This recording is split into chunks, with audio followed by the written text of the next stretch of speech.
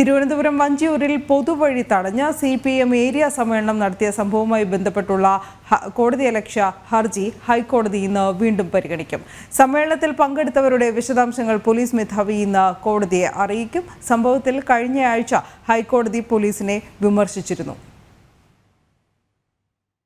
പൊതുവഴി തടഞ്ഞ് വഞ്ചിയൂരിൽ നടത്തിയ CPM area സമ്മേളനത്തിൽ പങ്കെടുത്തവരുടെ വിശദാംശങ്ങൾ സംസ്ഥാന പോലീസ് മേധാവി ഇന്ന് ഹൈക്കോടതി അറിയിക്കും. വഞ്ചിയൂരിലെ CPM ഏരിയ സമ്മേളനത്തിന് തൊട്ടു പിന്നാലെ കോടതി ഉത്തരവ് പാലിക്കാതെ സെക്രട്ടേറിയറ്റിൽ ജോയിന്റ് കൌൺസിൽ നടത്തിയ സമരപരിപാടിയുടെ വിശദാംശങ്ങളും നൽകണം. കഴിഞ്ഞ തവണ ഇതുമായി ബന്ധപ്പെട്ട കോടതിയലക്ഷ്യ ഹർജി പരിഗണിക്കവേ ഹൈക്കോടതി പോലീസിനെ നിശ്ചിത ഭാഷയിൽ വിമർശിച്ചിരുന്നു. പോലീസ് ചുമതലകൾ കൃത്യമായി നിർവഹിക്കണമെന്നും ഭരണപക്ഷമാണോ പ്രതിപക്ഷമാണോ എന്ന് നോക്കിയല്ല നിയമ നടപടി സ്വീകരിക്കേണ്ടതെന്നും ഡിവിഷൻ ബെഞ്ച് ഓർമ്മിപ്പിച്ചിട്ടുമുണ്ട്.